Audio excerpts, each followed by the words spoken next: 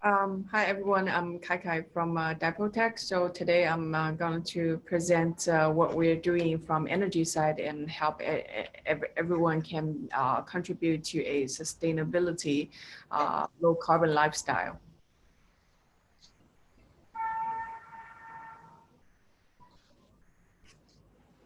Okay, so my topic is about like a presumed era of future energy.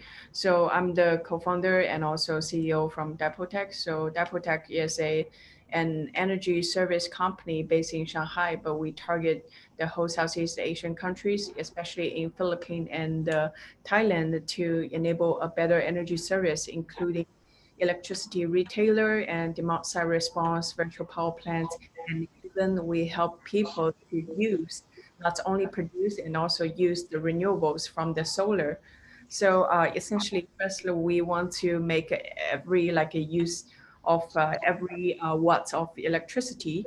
And secondly, we build a trusted energy trading platform to enable everyone can not only be a producer and also a presumer, the producer and the consumer. And third, after all these steps, we want to build a gateway for everyone can have a sharing economy in low carbon lifestyle. So the situation now we are faced with in the whole environment issue, like there's no planet B, and we are faced with a lot of big fires in Australia and also West United States. And every year it's getting hotter and hotter. And this year, yeah, will be the less hotter year in next decade. So we have to do something, not only saying we want to be sustainable, and also, I think from the action side, we should do something.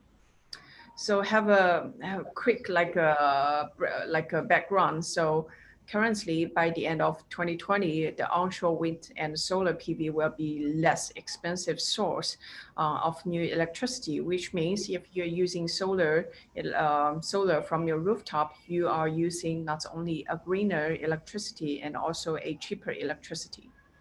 So now we have the rooftop, the solar, the renewables, and also we have more energy storage who can help us to store the excess electricity. And also we can have, now we have more and more emerging markets for the electrical vehicles. So the next question is like, every household and the factories, once they install the solar panels on top of their rooftop, they can use it and they can consume it. So what if they have access to electricity from the solar? So we think everyone, and not only the individual person, and also the factories, whoever you are, if you have the rooftop, you can be a virtual plant, which means you can not only use and also consume solars. So what's our solution? So we offer a distributed energy resource trading platform. So for example, that's the whole diagram, how it works. For example, Jack used 1,000 kilowatts hour electricity this month, but Rose also in the same community, Rose produced 800 kilowatts and shared with Jack for the solar energy. And Jack, once Jack buy the credits, Jack will get another 800 kilowatt hour for his renewables credits. And at the end of that month, Jack will receive a integrated billing from the utility saying Jack will be only billed for another 200 kilowatt electricity instead of 1,000 kilowatt hour, which means everyone cannot, even you don't have your rooftop or you don't want to invest solar power, you still can subscribe the renewables from the others in the community. Everyone can be benefit, anyone can benefit from using the solar. So that is a virtual net metering platform built from us. And currently we are building this platform in Bangkok in a local community. So we also, for this project, we also get shortlisted in the Thailand Energy Regulation Council Energy Innovation Sandbox last year. So the whole sandbox will be lasted for 1 year to next year. So essentially we want to enable more people regardless of rooftop or the upfront cost, the investment from to invest the renewable, everyone can get benefits from the renewables. And this is our product. We built the whole product line from the industrial or the solar generation. They will have their dashboard. So we built a aggregate marketplace for different energy generation for their resources into that marketplace. And for the end user, the individual user, they can also easily download our application on the App Store, like Google Play. And then they can connect with their smart meter to see how much electricity they have used monthly. And also on our application, they can subscribe the renewables from different users within this community. So essentially, we want to enable like more people to use renewables, because currently the whole challenge is about like the weather and also the whole issue about the sustainability. So let's leave the fossil fuels on the ground and just use the renewables as much as we can. And yeah, because I only have 5 minutes, so let's leave my I'll leave my contact. So if you have any question, or if you want to really use our application or our like product, you can also leave the message from to my email. Then we can send you a quick demo to demonstrate how it works. So thanks for having me today, and I will be appreciate to have more communication and conversation afterwards. Thanks. Thank you, Kai Kai Young, for enlightening us on the renewable energy side of sustainable lifestyles and how to create a shared economy around the renewable energy. And my apology for plastic. So now we have plastics in focus, and Ms. Len Lei, and maybe I can also request her to share some of the major challenges that the startups can learn from each other. So floor is yours, Ms. Len Lei. Hi, everyone. My name is Ling. I'm the founder of Ayakap. And what we do is that we want to cut single-use plastic for takeaway and home delivery. And the way we do it is to put reusable cups at coffee shop and restaurants, so people can use them and exchange to different locations. So I'm going to share with you my slide. Oops. Where is it? Number 1. Yeah, so I did that. So the reason we wanted to do it because Vietnam is a top 5 country polluting the ocean the most, and we really want to remove Vietnam out of this map as much as we can. And so to sort of give a background on why we decided to focus on consumer, we look at a bigger picture is what is the linear system right now for single-use packaging, and where can we tackle within our ability, our own ability, because we have the government who are very busy doing something else, and we have to map out all the stakeholders, like other speaker before me mentioned.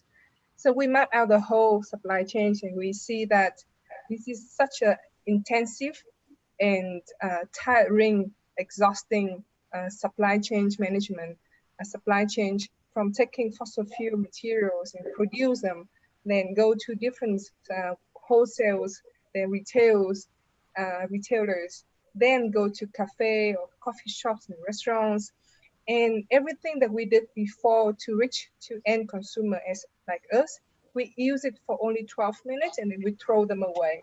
And then the story has not stopped there.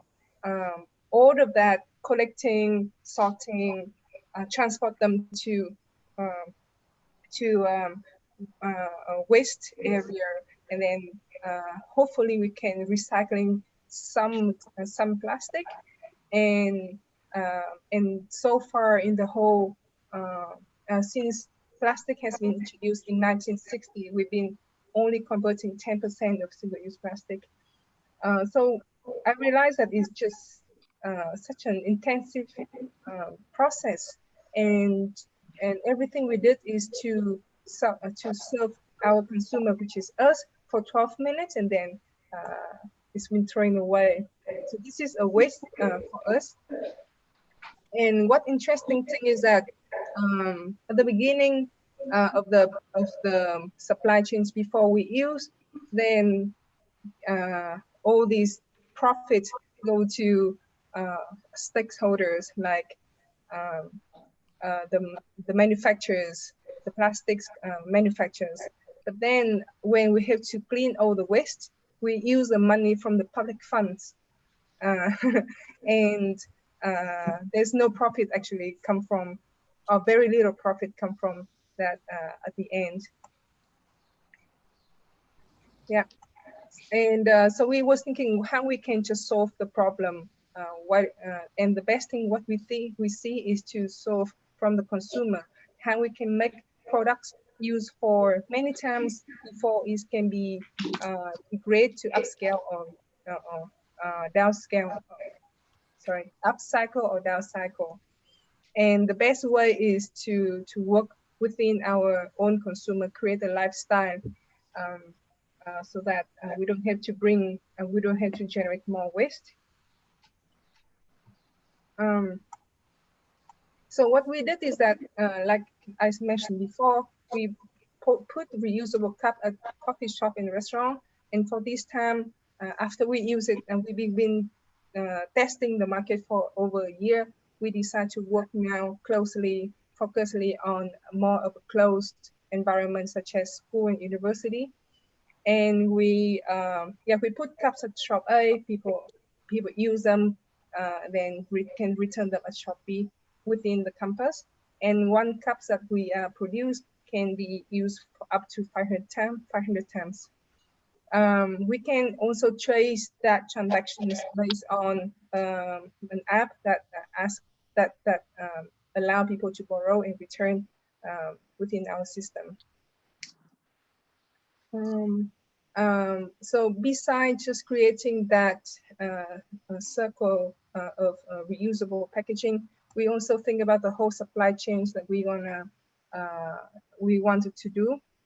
So we try to design waste out throughout our supply chain, and we use materials such as the cups. Actually, this one is made from cassava starch and with a mix with polyethylene PP, and we produce them actually in Vietnam. The cost is much higher than normal plastic produced in the mass productions.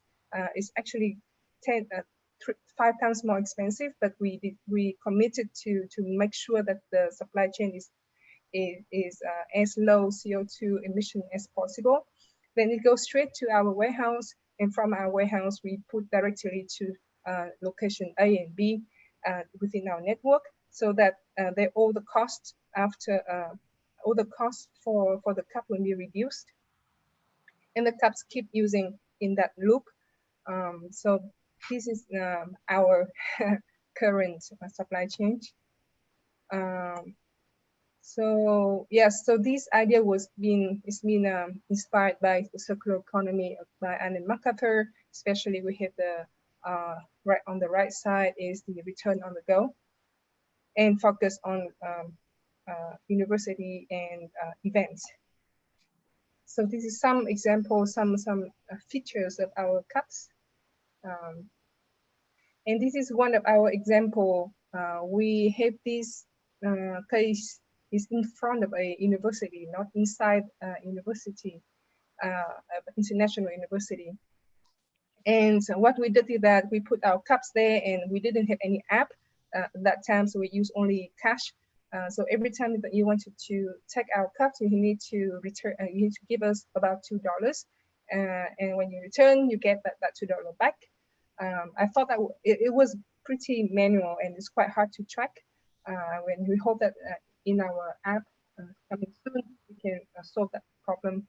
And on the right side, you have all these, some message from the students or the teachers say that they want to have coffee to deliver to their shops. So we also did another example at a music festival in the south of Vietnam. It's called Episode. There was 15,000 attendees, and they asked us to produce 7,000 cups, and it's been serving about 44,000 drinks within that was 12 days of music festivals. So we saved up to 44,000 single-use cups within only one event, and we saw that it is such an amazing opportunity to reduce single-use plastic while also making profit for our company. And we went all into event by end of 2019, and then COVID hit basically, and we had to stop with events, and then we went to pivot our business to go to universities. So it was pretty rough year for us, especially with COVID. So that should be it for our presentation. Oh, one thing we learned during our our research is that every time that you use any reusable cups, you save up to 70 grams of CO2 compared to using single-use plastic. And with a normal tree, the tree can absorb only 75 grams of CO2. So if you keep reusing your cups or your food container, you actually save more CO2 than a normal tree. So keep reusing. Thanks so much for your time, and